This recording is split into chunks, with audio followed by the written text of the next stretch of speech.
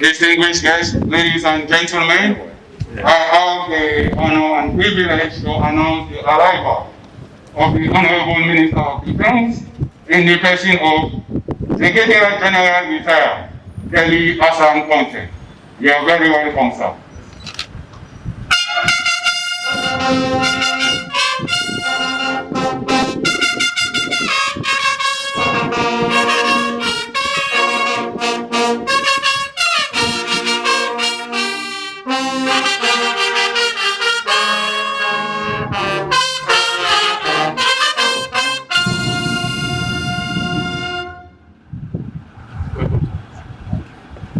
That was the Honorable Minister of Defense, Brigadier General Retired but not tired, Delhi Assam Conte. Ladies and gentlemen, I have the singular honor and privilege to announce the arrival of the Honorable Speaker of Parliament in the person of Dr. Abbas Bungi, representing His Excellency the President, Brigadier General Retired Julius Madadi.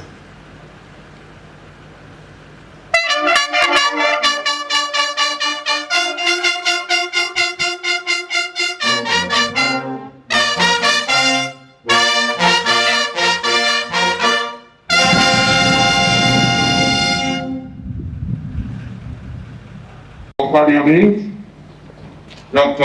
Abbas Bungi. He is representing His Excellency the President.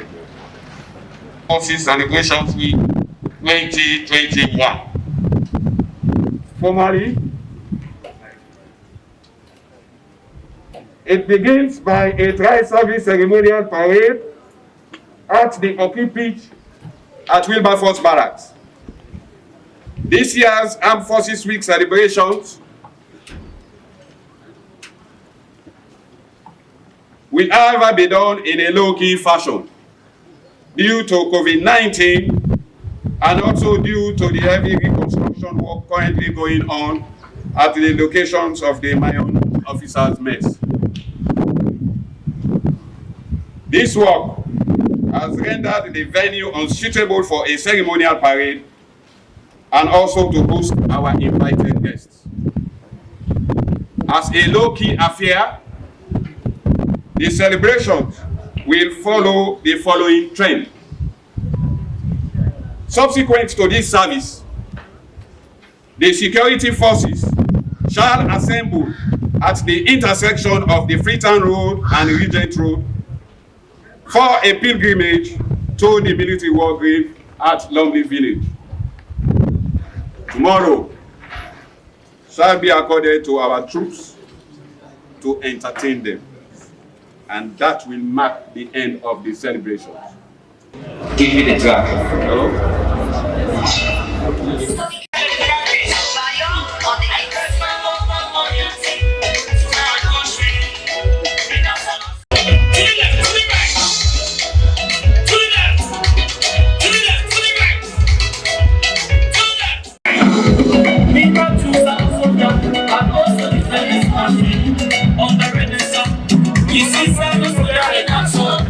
Let me respect soldiers then. Let me know that with them with patience. With patience. What kind of people can we get? What kind of people can we love this politics? Ready for something we want to do.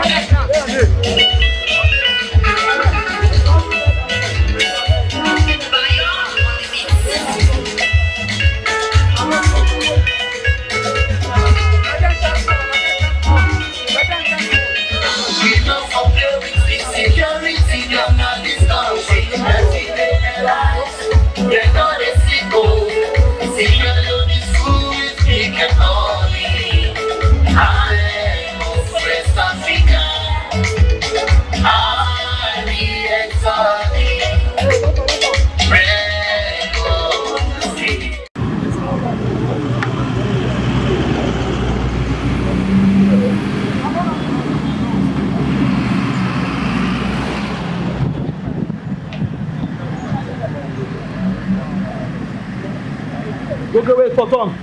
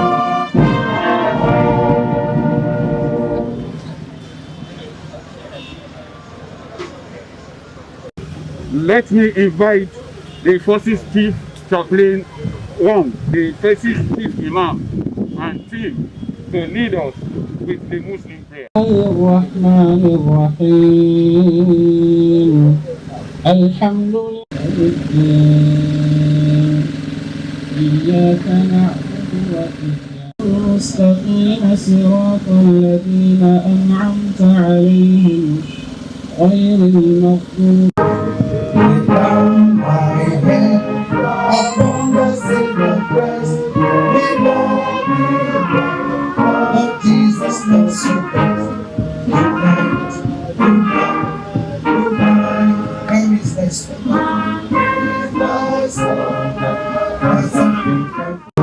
Good night, ultimate beautiful, my love today.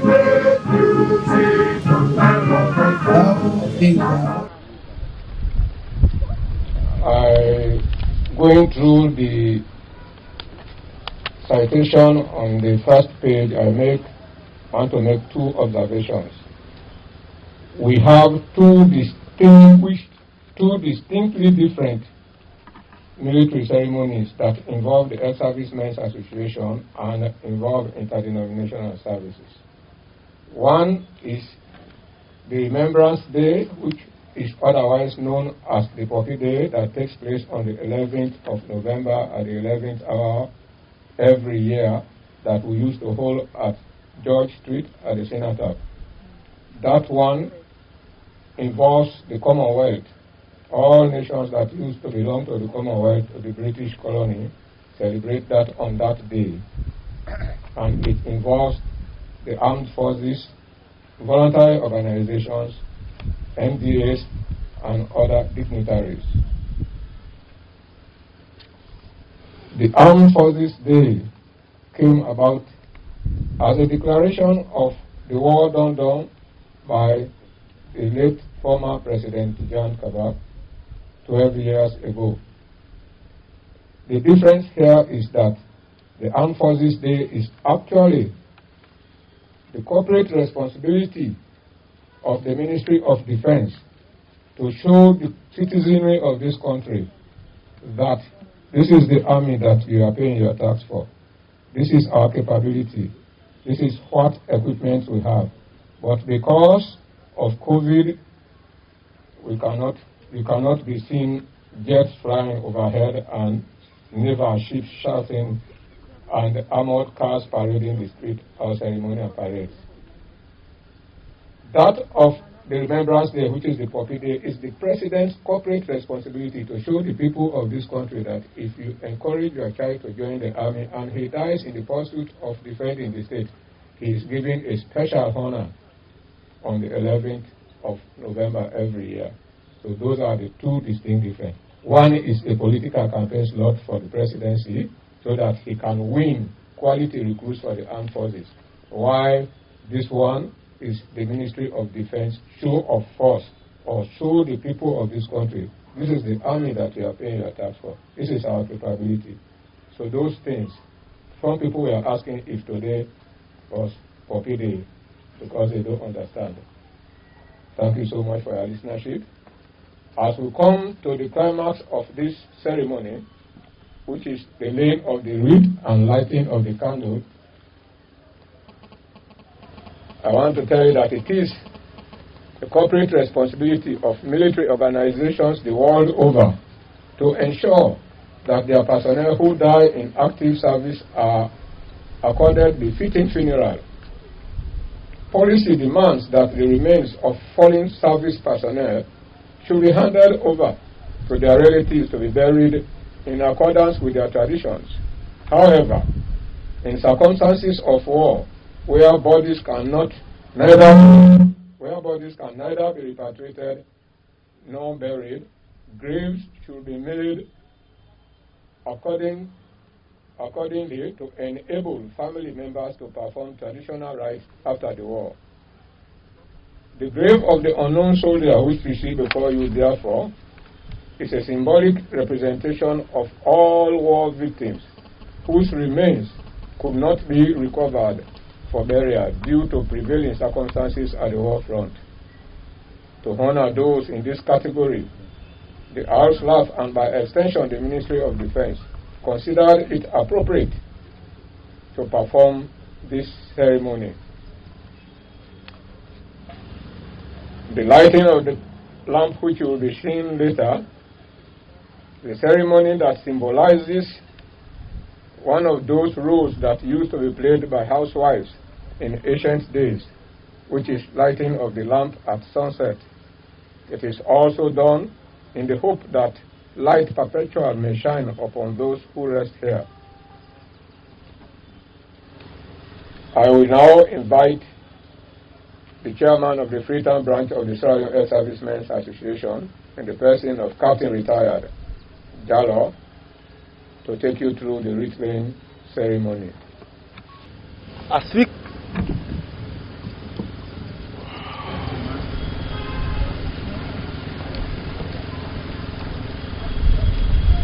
we come to the wreath-laying ceremony, I have the privilege to invite the Honorable Speaker of the House of Parliament, Dr. Abbas Bundu, to lay the wreath.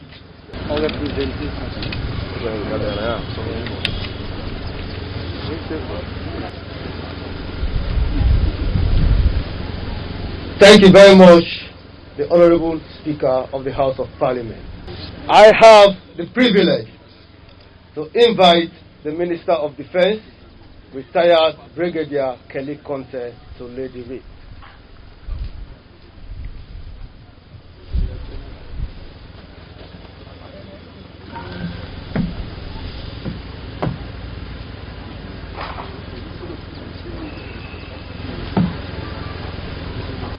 Next on the list is the Honorable Deputy Minister of Defense, retired Colonel Muhana Masakoi.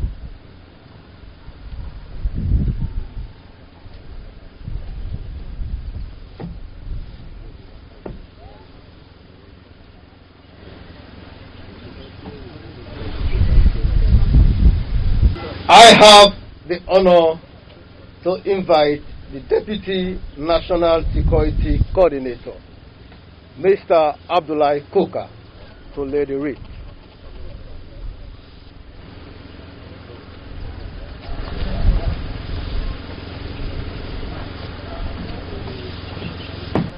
Next on the list is the Chief of Defense Staff, Lieutenant General Sule Sise.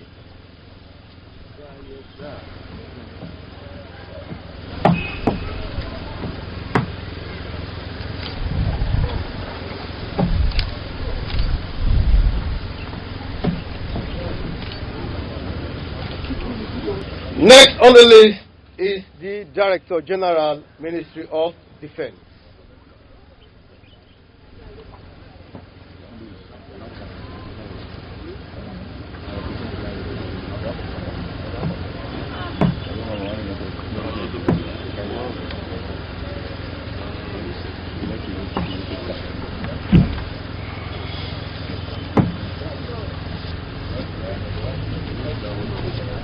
I have the privilege to invite the Inspector General of Police, Dr. Sovula, to lay the wreath.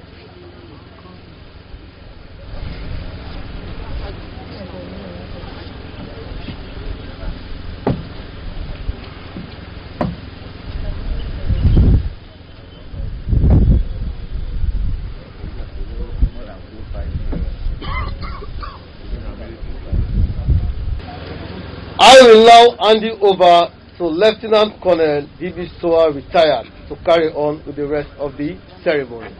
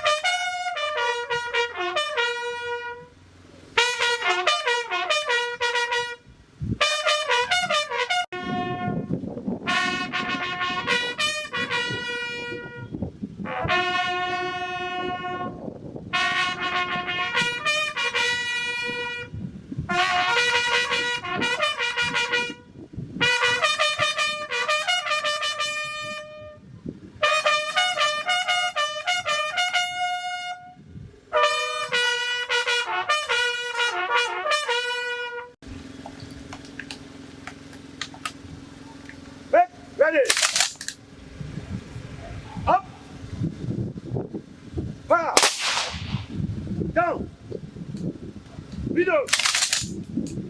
Up. Fire. Down. Middle.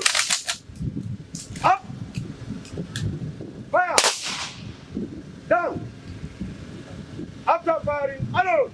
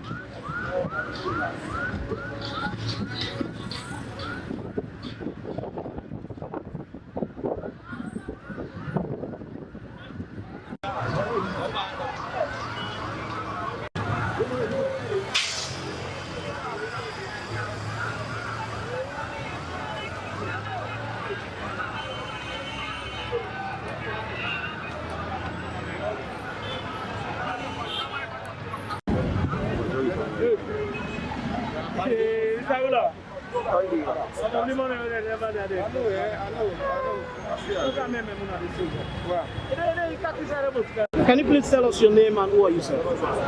I am Brigadier General Richard Kelly Hassan Conte, Minister of Defense. All right, can you tell us the exercise that we're having today? Well, today is Armed Forces Day. It's the 12th Armed Forces Day in the Republic of Sierra Leone. This is to commemorate the battle honors the armed forces have gone through. Previously, we used to celebrate Mayong only, and Mayong was only celebrating that particular battle only.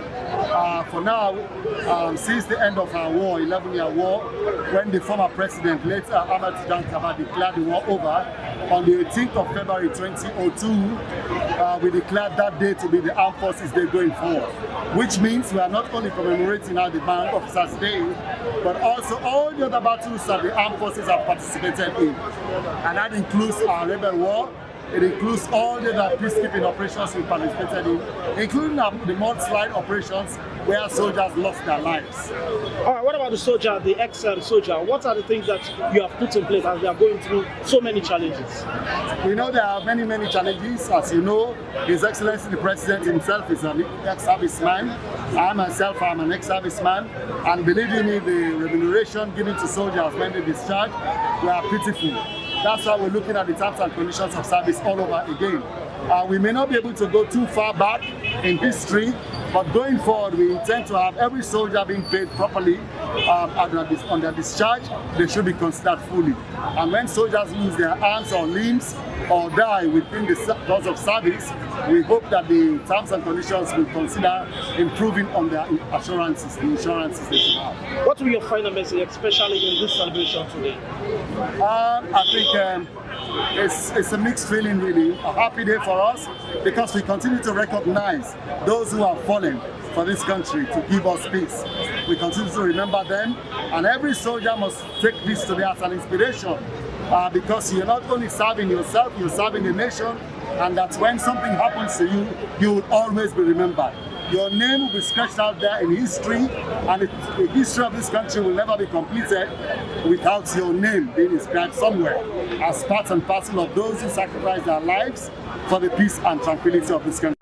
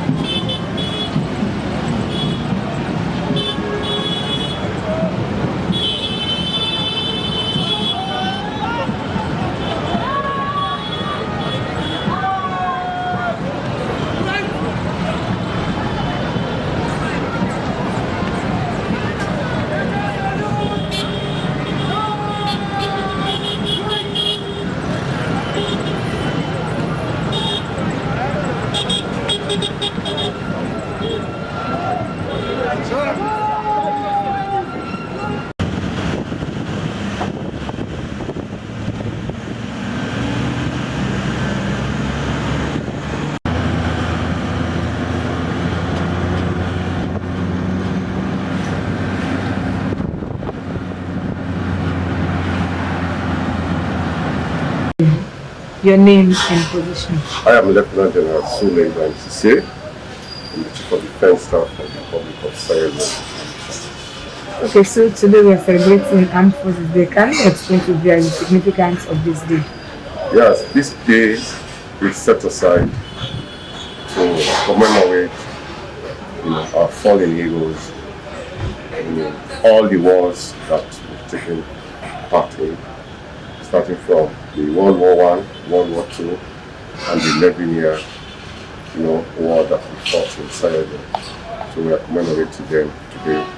That is why this day, was set aside. Before it was the Mayan Day. Or realized that apart from the 2 wars that we participated, we have also participated in, the Nigeria War, ECOMOG, in Congo, Somalia, Sudan, and also, of course, the 11-year war in Sierra Leone. And this day was chosen because this was the day that the former president, Ahmad Tidiane Kaba, because this was the day when he clearly declared the war done in Sierra Leone. So that is why from that time this day was accepted to be a public holiday in the Armed Forces Day. Okay, so we still have some ex-servicemen that are constrained in terms of like welfare, and what are you putting in place in terms of taking good care of ex-servicemen that serve humanity and their country? Well, it's a big challenge. The welfare of the ex-servicemen is a government responsibility. Efforts to convince the government to see how best we can increase their welfare. So at the moment, they are receiving something but it's not substantial. It's not enough to take care of their welfare. Okay, so what assurance are you giving to current serving and ex-servicemen and the militaries in terms of their welfare? The assurance of give them, quite recently, we had series of engagement with the government to ensure that, the salary, is at least increased to a reasonable, amount, and we succeeded.